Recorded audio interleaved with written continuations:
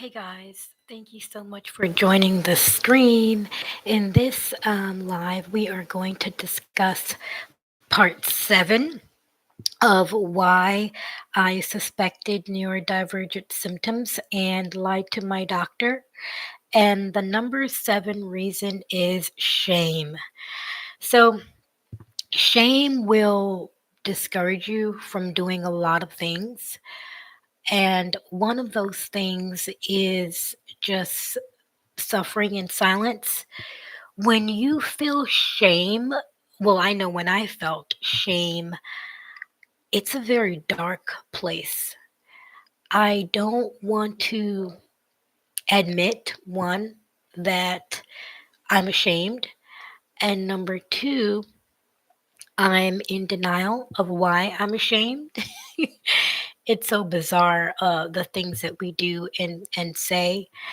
And then if you're around people that make you feel ashamed, such as talking down to you or discouraging you from doing something, and it could be anything, you are going to, you're just not going to be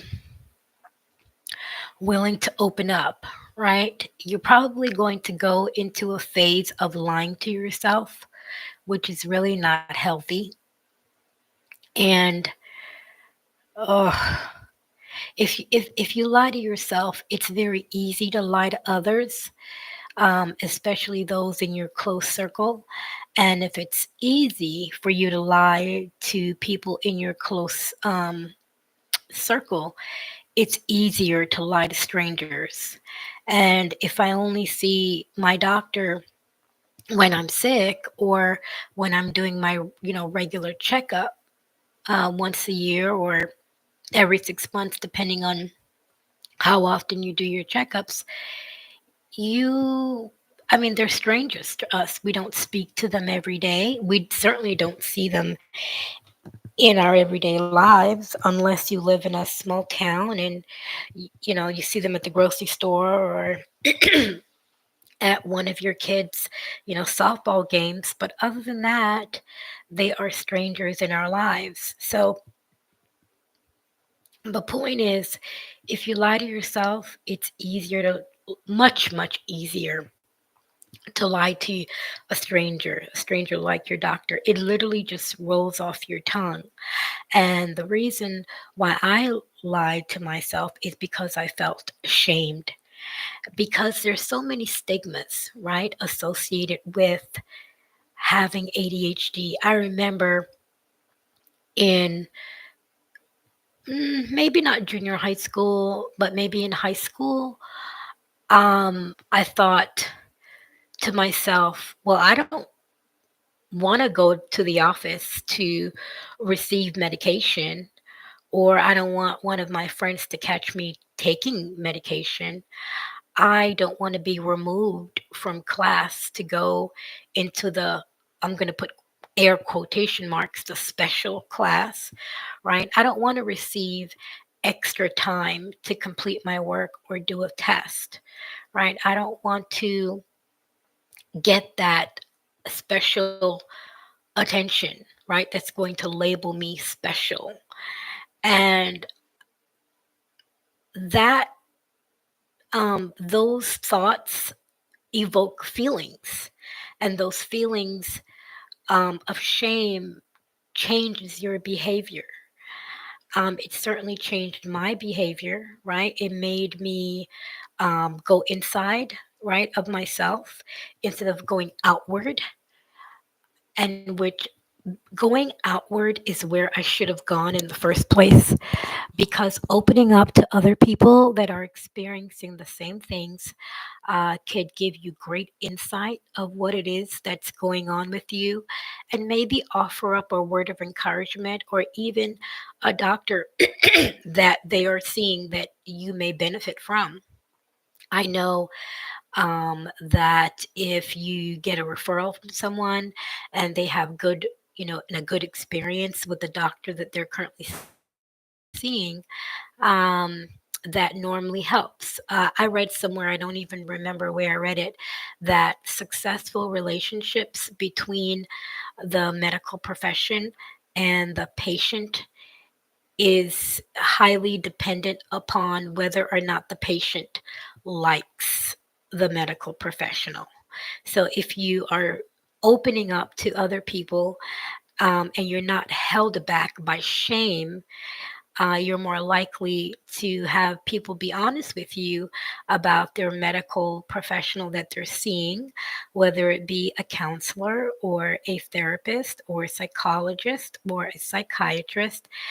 And they can say, hey, I really like this doc, medical professional, and here's why, right? They're really calm. They're listening to me.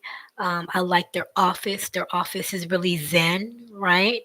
They normally don't, look at me. I have my back turned, or, depending on the type of style that is set up with you and that medical professional, they can give you great insights, and then you can decide whether or not that the style or the relationship of that recommendation from a friend or even a stranger is going to be, good for you. It's going to work with your personality, work with all of the things that you would, desire in a medical professional.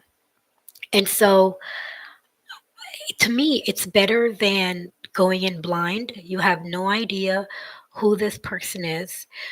You don't know if they're new. You don't know if they've had certain bad reviews, unless they're on some sort of website and you can check out their reviews. Um, other than that, you really don't get a personal recommendation if it's just a blank referral from your physician. You are just going in with your own expectations in your head, and you're walking in with shame.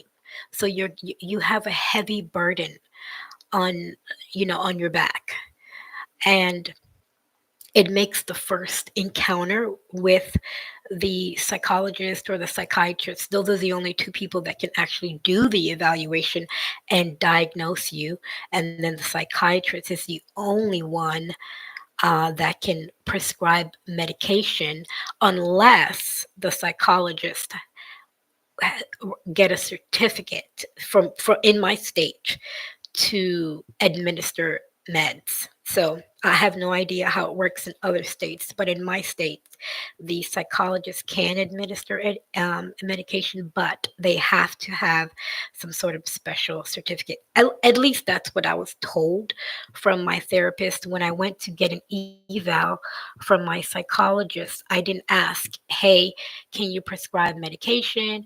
Because, he told me up front, I'm going to refer you to a psychiatrist so that after I diagnose you and uh, give you the results of um, your visit, you'll get your medical records, and then we will send those over. I don't know if they'll send my medical records over, but I know they will refer me to a psychiatrist to prescribe medications because, he just wasn't able to. Um, oh, wow. Shame is so heavy. My voice is shaking, and I'm pretty sure that you can hear it in my voice. It really is a horrible, horrible, horrible feeling. It's to me, it's worse than depression because I think shame brings you in depression. Shame stops you from being your better self. Shame stops you from getting help. Shame encourages you to lie. It encouraged me to lie. It encouraged me to pretend. It stopped me from getting help. It stopped me from being productive. It it's very heavy. I would say in my opinion, I would say for me, it's definitely worse than anger. It's worse than depression.